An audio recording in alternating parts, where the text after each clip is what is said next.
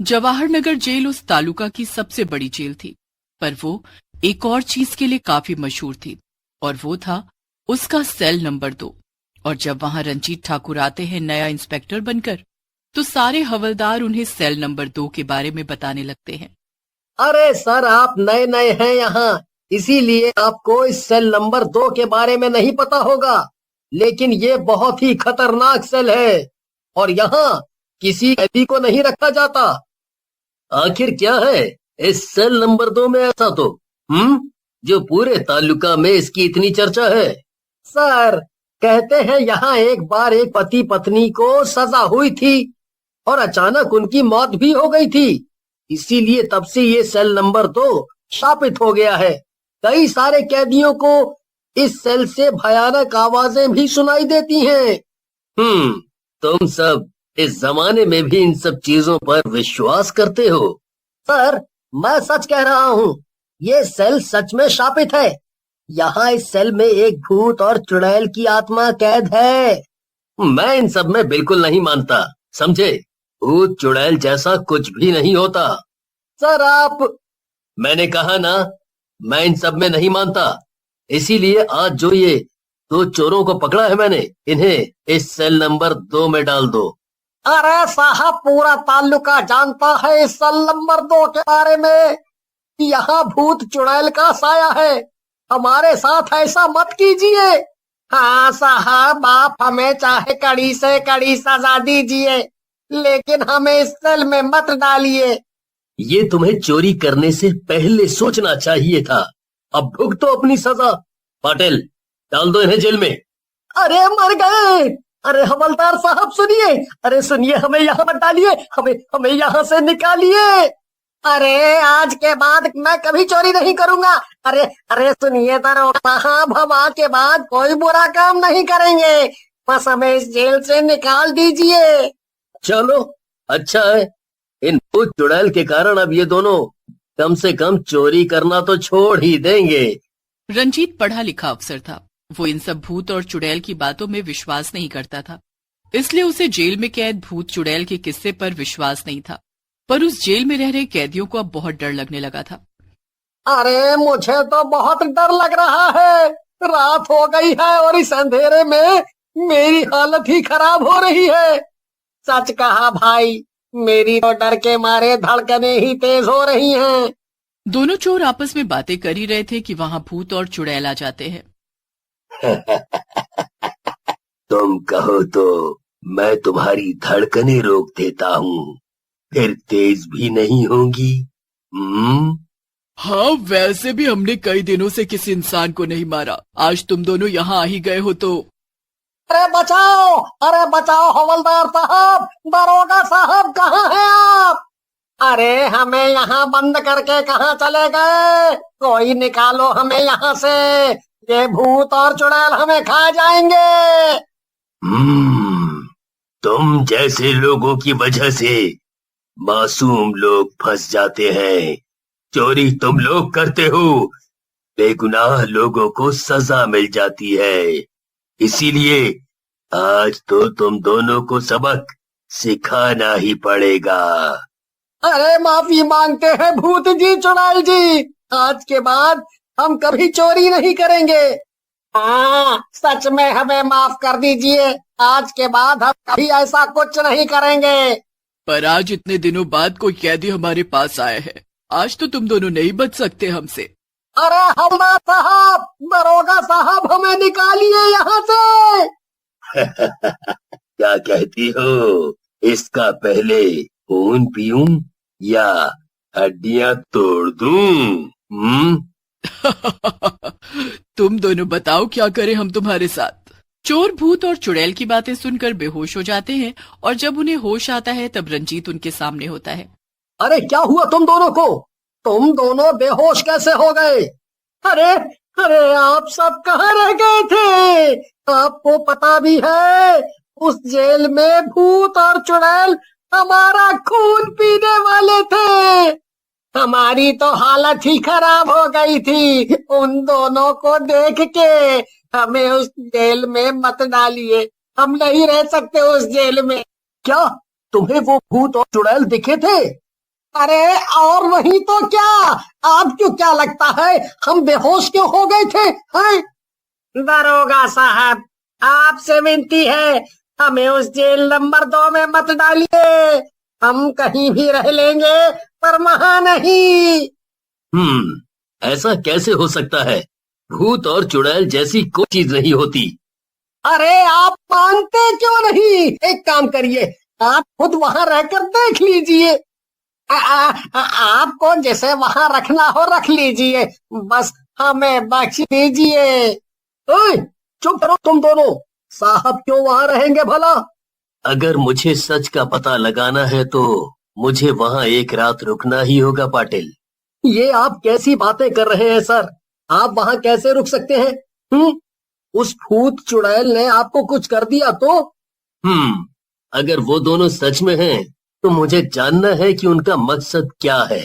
और अगर वहां कुछ नहीं हुआ तो ये साबित हो जाएगा कि भूत और चुड़ैल जैसा कुछ भी नहीं होता।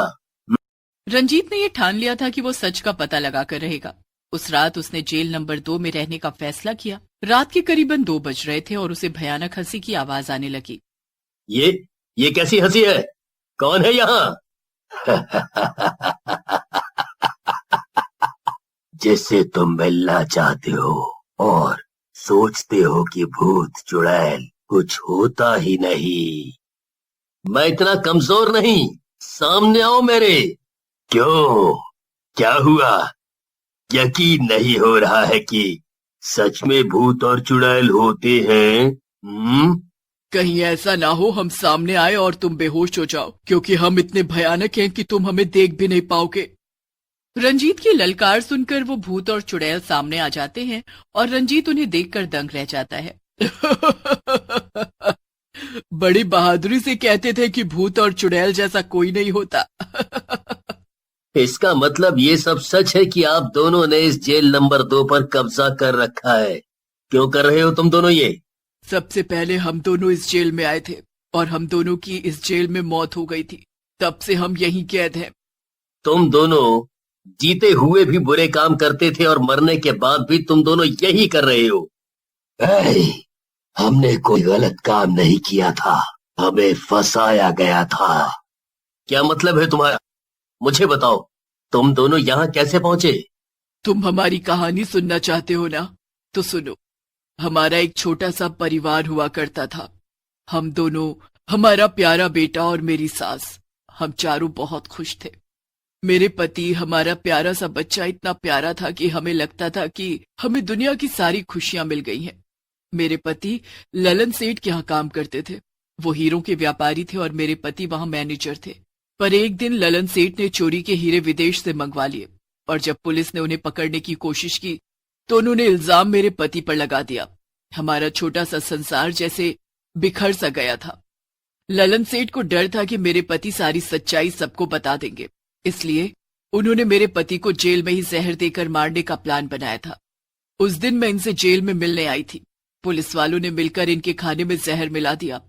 मैं ये सदमा बर्दाश्त नहीं कर सकी और मैंने भी वो जहर वाला खाना खा लिया। हम दोनों की इसी जेल नंबर 2 में ही मौत हो गई। तब से हम दोनों की आत्मा यहाँ भटक रही है। हम दोनों के मरने के बाद पता नहीं मेरे बेटे रंजीत का क्या हुआ होगा। कितने साल हो गए, हमने उसे देखा तक नहीं। उसका नाम भी रंजीत था? उसका नाम भी मतलब? मेरा नाम भी रंजीत है। तुम्हारा पूरा नाम रंजीत ठाकुर है, पर आपको कैसे पता? हमारी दुनिया को इतना प्यारा बनाने वाले वो बच्चे तुम ही हो रंजीत। मैंने कभी नहीं सोचा था कि मैं कभी अपने बच्चे से मिल भी पाऊंगी। माँ, बाबा, आप दोनों यहाँ शायद इसीलिए दादी ने मुझे कभी भी आप दोनों के बारे में नहीं बताया। रंजीत, तुम्हारी दादी कैसी हैं? वो अब बहुत बूढ़ी हो चुकी हैं बाबा, पर उन्होंने मुझे बहुत प्यार से पाला और एक पुलिस ऑफिसर बनाया जिससे मैं किसी भी बेगुनाह को सजा न भुगतने दूं। हमारी बुरी किस्मत तो देखो, इतने सालों बाद अपने बच्चे को देख रही हूँ, वो भी इस हालत में। माँ, बाबा, मैं उस वक्त आपके लिए कुछ नहीं कर पाया था, लेकिन मैं अब आप दोनों को इंसाफ जरूर दिलवाऊंगा। मैं उस ललन सेठ का पर्दाफाश करके रहूंगा। रंजीत, मैंने उसके साथ बहुत काम किया है, इसलिए मुझे पता है कि उसने अपने काले कामों के सारे सबूत एक तिजोरी में रखे हैं, जो उसके घर के नीचे बने एक कमरे में है। अगर तुम उन फाइल्स को हासिल कर लो तो सारा सच बाहर आ जाएगा। आप चिंता मत कीजिए बाबा, आपका ये बेटा आप दोनों को इंसाफ जरूर दिलाएगा। रंजीत ने अपने माता पिता को इंसाफ दिलाने के लिए ललन सेठ के यहाँ सर्चिंग वारंट जारी कर दिया। उसने ललन सेठ के घर को छानना शुरू कर दिया। तू कितनी भी कोशिश कर ले इंस्पेक्टर, तुझे यहाँ कुछ नहीं मिलेगा। यहाँ नहीं मिलेगा, लेकिन तेरे घर के नीचे जो कमरा है वहां तो मिलेगा ना लल्लन सेठ। तू इन सब के बारे में कैसे जानता है? जिस विक्रम ठाकुर को तूने चोरी के इल्जाम में फंसाया था वो मेरे बाबा हैं। अब तेरी बारी है जेल में सड़ने की लल्लन सेठ, अब तेरा वक्त पूरा हुआ। तू मेरा कुछ नहीं बिगाड़ सकता दरोगा। वो तो वक्त ही बताएगा लल्लन। रंजीत ने अपने पिता की बताई हुई जगह से वो कागज ले लिए जिसमें ललन के खिलाफ काफी सारे सबूत थे। ललन को उम्र कैद की सजा हो गई। क्यों लल्लन, क्या हुआ? तू बड़ा उछल रहा था अपने पैसे के दम पर, अब तू इस सेल नंबर 2 की सलाखों के पीछे सड़ेगा जैसे मेरे बाबा को तूने भेजा था। नहीं नहीं नहीं, इस जेल में नहीं, यहाँ भूत चुड़ैल रहते हैं। मुझे कहीं और डाल दो। तुझे तो मैं इसी जेल में डालूंगा। यहाँ कोई है जो तेरा हिसाब अच्छे से करेंगे। माँ, बाबा, ये लीजिए आपका शिकार। नहीं नहीं, निकालो मुझे यहाँ से, निकालो। अरे अभी तो बहुत वक्त काटना है हमें साथ में सेठ। तुम्हें भी तो पता चले कि जेल में कैद भूत और चुड़ैल के साथ रहने में